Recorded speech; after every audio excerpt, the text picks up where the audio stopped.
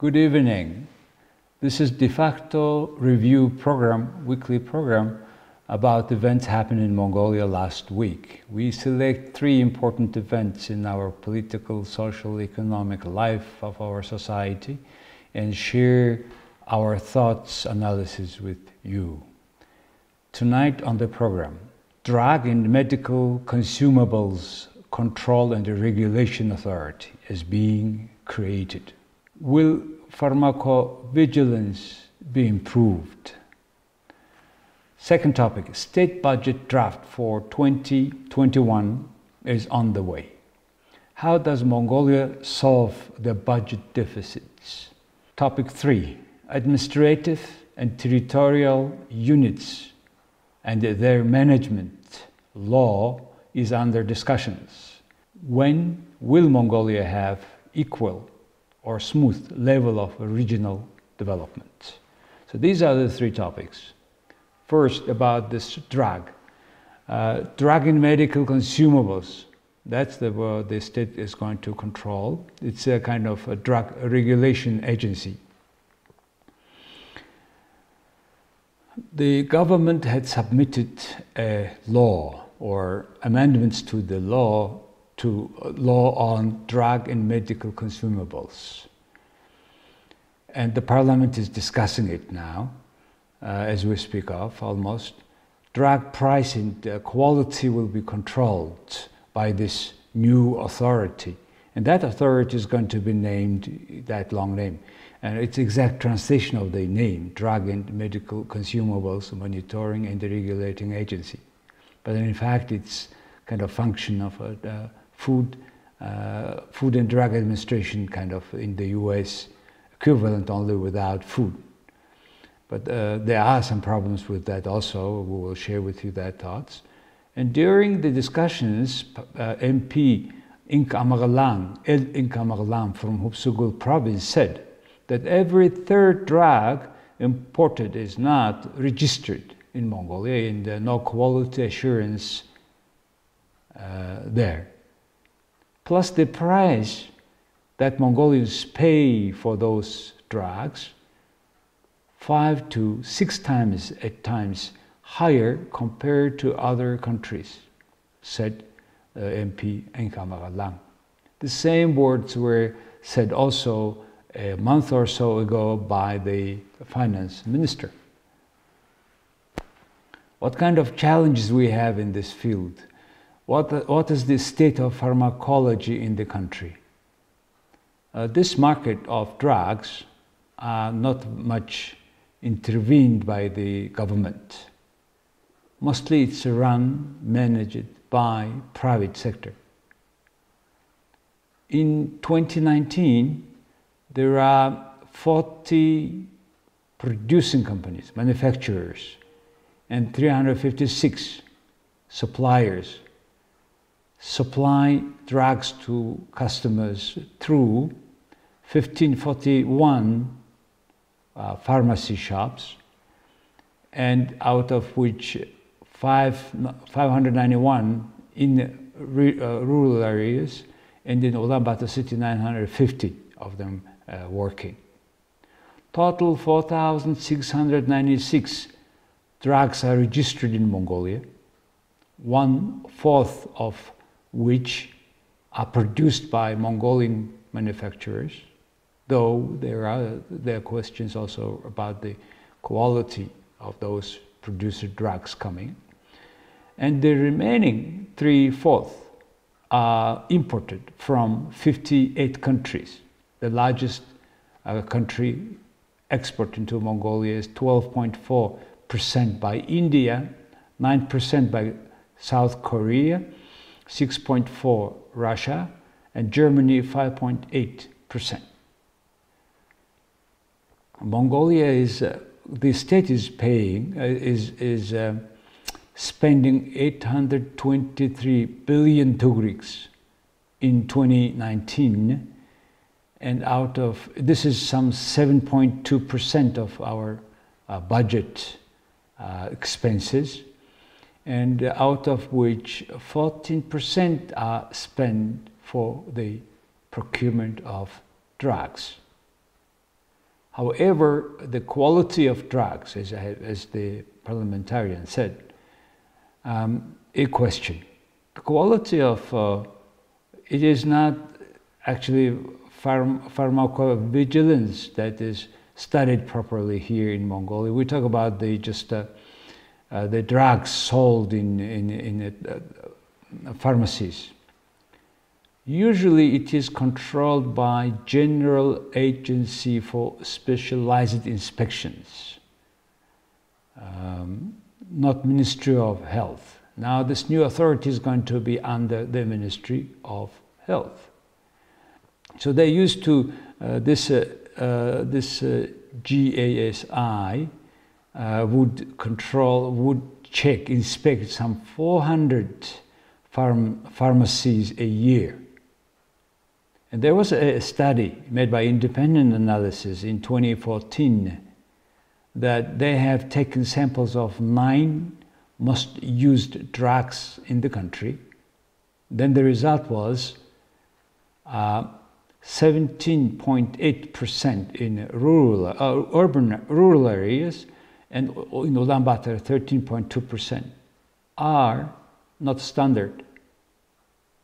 And not registered drugs were almost 22% in rural areas, and 18% in Ulaanbaatar city. The price of drugs, if you compare it with comparable international prices or standard international prices, if we may say, in 2004 it was 2.4 times retail price in a pharmacy. It was almost 4 times higher than the international comparable prices. The same result was of survey conducted in 2012. So there's 8 years in between two surveys, almost the same result, no change much. Can we stop the poisoning by drugs? Why prices are so high? Prices are high because mostly, again, by the action of the government. I mean that the state-owned polyclinics are purchasing without one pool bidding. IMAG and district hospitals do the same, and their bidding is very poorly organized or it is also not very much transparent. Mongolians, when they buy, don't compare the prices with international comparable standard prices. There is a no base price threshold, and the state-owned the polyclinics have no united index of prices, either standards. So that's why that's the reason why they are creating new authority, kind of drug administration. But it may cause also a problem linked with conflict of interests, because now Ministry of Health will be above authority of this agency, and the same ministry are responsible for all actions related to drugs, and now they take also controlling themselves again. And plus, Mongolia needs to work on their pharmacovigilance, the impact of the drugs later on, after a certain time, on the health of every customer. The other problem is the drugs are expensive. That's why 60% of spending of Mongolian household for health care belong to the drugs purchase. So that's why the state could exempt drugs from VAT and customs taxes. Because at the end, this health is not the issue to make a revenue for taxes. It is a health issue. Topic 2, state budget draft for 2021 is on the way. Mongolia has to adopt as a law the budget for next year by November 15th, according to the special law on that. In this year, in 2020, first half of the year, Mongolian economy has contracted for 9.7%, export 28%, import 15%. However, quarter 3 was a bit of improvement, and the expectation is by the end of the year, economy will be shrinking. Economy will be shrunk by 2.4%, minus 2.4% decrease. This parliament had adopted new amendments to the state of this year, and again it will have a deficit, but that deficit will be equal to 12.5% of GDP. Quite large, but compared to previous years, this is tolerable. Expecting the growth of economy next year in 2021 for 6% according to the government and 5.6% by the World Bank. What are the specifics of the budget plan for next year? We have an equalized revenue. That means from total revenue of the budget, they minus those money saved for the future. We call it also a future fund, also human development fund. And that revenue after the equalized revenue will be 2.1 trillion tugriks. It will be growth. Growth will be for 11.8 trillion tugriks, which is 28% of GDP. Next year, the total GDP will be 43 trillion MNT. Total expenses of the budget next year will be 625.9 billion tugriks increase, and it will be around 13.9 trillion tugriks, which is some 30% of the economy. So compared with the developed country where the normal is regarded to have around 17% of GDP level budget expenses, Mongolia is high as a developing country. However, there will be again a budget deficit for 2.2 trillion tugriks. That will be 5.1% of GDP. How the state is planning to cover that deficit? 1.2 trillion tugriks will be borrowed from abroad, state's bond again, and there is a stabilization fund from which they will use 156 trillion tugriks, billion tugriks, and there will be foreign aid for 296 billion, and they will be government will issue domestic bond for 500 billion MNT. So this is the way usually Mongolia covers a budget deficit. That means we live from debt to debt. Just alone for this year, the government had succeeded to borrow money for 9.3 trillion, and just the new parliament established in July, we have already borrowed 350 million USD. That makes total Mongolian, the state, government, not government, but the whole country, makes the foreign debt to 30 billion USD. According to the Minister of Finance, they are borrowing now from IDA, International Development Agency of the World Bank, 20 million discounted loan, or DA loan in a way, 30 years period, 1.25 interest rate per year, and the grace period is 5 years.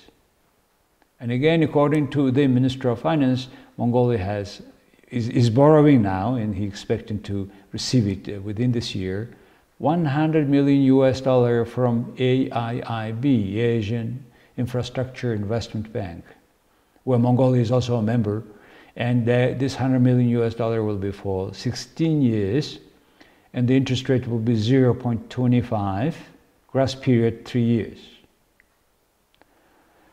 In general, Mongolian state, our lawmakers, government, during these discussions, they have been saying that a cheaper loan is good. So that's the general spirit of Mongolian state. However, they talk about just receiving money as a foreign debt, which will be paid at the end by us, taxpayers, by ordinary citizens. That's why ordinary citizens, or the money which otherwise also to come to the ordinary citizens, the money I mean about from mining. However, Mongolian government has never made any report, sound report on how much they used and how they used the bond money.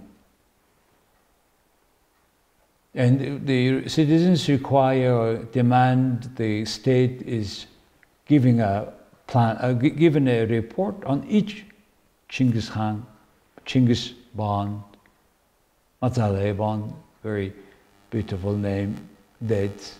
We want to know how, who, and what purposes, how efficiently they have used each bond. We haven't seen any kind of this report, because this monitoring system of the Mongolian public governance is missing in Mongolia substantially.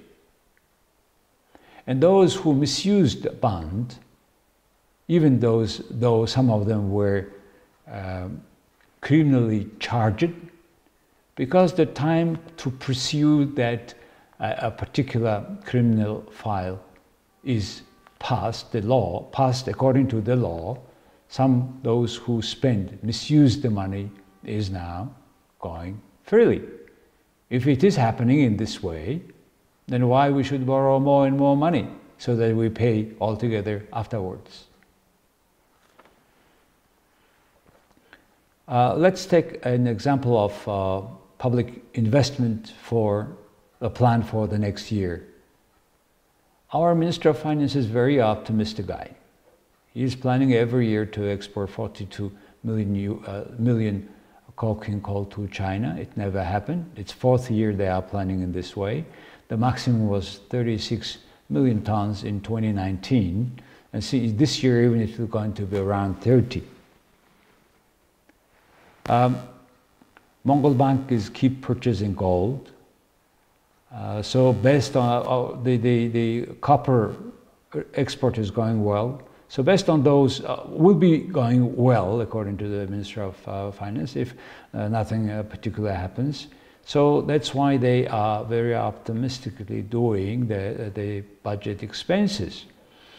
But however, the distribution of state budget, in particular the public investment, are causing a lot discussions nowadays, because in some IMAG, where our Prime Minister is from, and the other IMAG, Hinti, the other IMAG, Bayin Hongor, where our President is from, they are unusually spending more money this year, next year.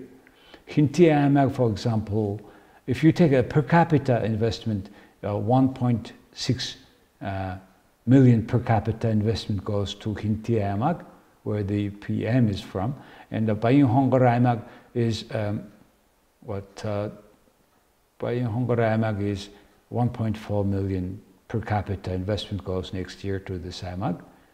Yet the lowest invested IMAG is Bulgan. There is a 142 1,000 tugriks per person. However, Hintis, according to the new Vision 2050 of the government, is going to be a large tourism sector, tourism province of the country, and they're planning several buildings or objects for that purposes. So there are some comparison of IMAX and the SOMs. For example, in Hinti, they are going to make 1,500 seats, schools, for the money 13 billion tugriks. And the same happening in Bayin Tsagang of Bayin Hongoraimak, 320 seats, school for 2.9 billion tugriks, etc.